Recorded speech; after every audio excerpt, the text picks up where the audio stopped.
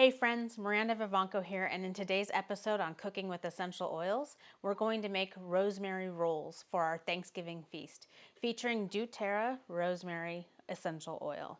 Before we get started, if you like this type of content, give this video a thumbs up. If you want to see more videos like this, subscribe to my YouTube channel and hit the bell notifications. That way you get notified every time we put out a new video.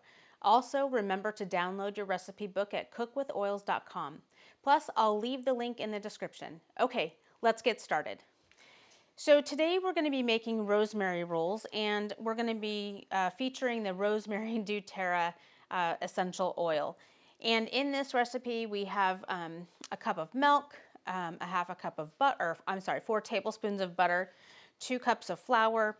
I got my yeast and warmed it up in some water, and so you can see it's really foamy and ready to go. I have a teaspoon of salt. I have extra flour for when I'm mixing it, just so it forms a really nice dough. I have a tablespoon of honey, and I have some chives that I'm going to add today. I like the chives and rosemary together, really tasty to me. And rosemary oil from doTerra is very potent and powerful. So normally you would use a teaspoon or 2 of rosemary. Today we're just going to use 1 drop in the essential oils. And I'm actually going to put it in with the honey so that it stays cool as long as possible. We'll still get the benefits from it then before I put it in. I'm going to be adding all of these ingredients. We'll be doing an egg wash on top of the rolls to give it a nice dark color. Okay, so I'm going to start adding everything into my mixer. I'm going to add in the flour. And the flour goes in first, typically. I have a dough hook on in here, and we're going to be running it on a low speed so that everything gets incorporated and mixed in together really well. I'll add in my salt. It's 1 teaspoon. I'm going to put the rosemary drop in with the honey. Rosemary essential oil always smells so good, and it makes that Thanksgiving table pop with flavor. Putting the honey in here. I'll get the honey out. There we go. I love honey. I love honey as a sweetener more than sugar. It makes everything taste so yummy. I didn't like honey as a kid though, but I do now. I'm going to add in the yeast and the water. That way our doughs will rise. I was always nervous about yeast in the beginning, but now yeast is super easy to work with. And I'm going to add in the chives. And now I'm going to add in my milk and butter, which I melted on the stove just for a couple of minutes, just to get them melted. So it's a little on the warm side. But there we go. That's all added. And now I'm going to start my mixer and put it on a low speed. Okay, so now my dough is all wet. There aren't any dry spots in the dough. I mixed it just for a couple of minutes. It doesn't take very long. I have a half a cup of flour here. Right now, because my dough is so sticky, it's sticking to everything in there, but I don't want that. That's not how I'm going to get my rolls out of there. So I'm going to add 2 tablespoons of flour at a time to make that dough form sort of a ball and pull from the sides. And you'll see that it cleans the whole bowl and pulls from the sides so that I can knead it and work with it and make the dough for rolls. I'm stopping it right now so I can scrape down the outside of the bowl and get any of the flour and any of the stuff on there so that it will go back into the dough that I'm trying to form. Get any of the flour off. Okay, so I'm just scraping down the sides and making sure that all the flour gets incorporated. Okay, so now my dough is sort of cleaning the bowl, and it's actually ready to go. I'm going to turn up the speed on it so that it can knead it, and you have to knead it in the bowl for about 6 minutes. Now, if you want to, you can take it out and knead it on the counter yourself and do all of that. You just want to make sure that the dough becomes elastic and sort of soft to work with and easy to work with. Okay, I've kneaded the dough in my mixer for 6 minutes, and it's soft and elastic now. So now I'm going to take it out, and I'm going to put it, I put olive oil in the bottom of this bowl, so it's pre-greased and ready to go. As I'm taking this out, you'll see that my bowl is really super clean, and I can really smell the rosemary essential oil.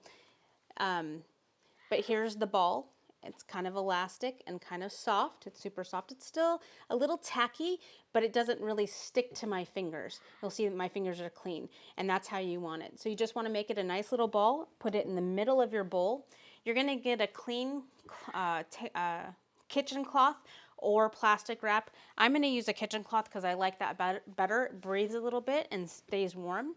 You're going to put that over the top of it, and you're going to put it in a warm spot for at least 40 minutes up to an hour and a half, depending on how warm the area is you're putting it in. I typically put them in the oven and let them rise in the oven because it tends to be warmer. Now, if your oven is cold, what you can do is turn it on for a couple of minutes, let it heat up, keep the door open on it, and then put it in there as it's cooling off, and that will help the dough rise faster as well. Okay, so I'm gonna go put it in the oven, and then we'll see you back. Okay, my rosemary dough has doubled in size, so now I'm gonna put it on my workspace, and I'm gonna spread it out into a rectangle. I don't know, maybe 13 by 9-ish, just until it looks like it's out enough where I can get 36 rolls out of it, approximately. So I'm going to keep working it a little bit, and then I'm going to cut it. And when I cut it, remember to try and keep it as even as possible, but it's not technically necessary to keep them super even. And I'm going to cut just straight across. And remember, you know, this has the rosemary essential oils. What you're seeing is not rosemary. Those are the chives that I added in. But the rosemary flavoring is in there with the essential oil that I put in. And I can smell it with the yeast. It smells really good. And then I'm going to cut it this way. Try to make as many rolls as I can. Now what I'm going to do is I'm going to take this square and I'm going to roll it into a ball, and I'm going to pinch it so that it has a nice round top at the top, and I'm going to put it directly on my tray. So I'm using a cookie sheet, and what I'm going to do is I'm going to make 3 rows of 12 or approximately 12 on this cookie sheet, and then I'm going to put the egg wash on them. And remember, rosemary is a really good essential oil to use in a lot of your cooking. You can use it in all your savory dishes, and it kind of goes like, people like it in some of their spring dishes as well. All right, so now I'm just spacing these out to make sure that you want them close together because they're going to be a pull-apart roll.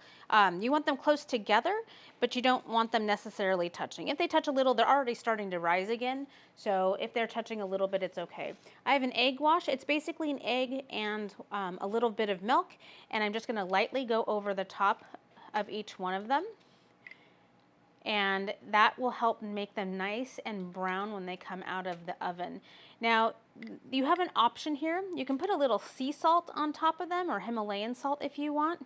I don't want to put the extra salt on there, so I'm just going to leave them plain today.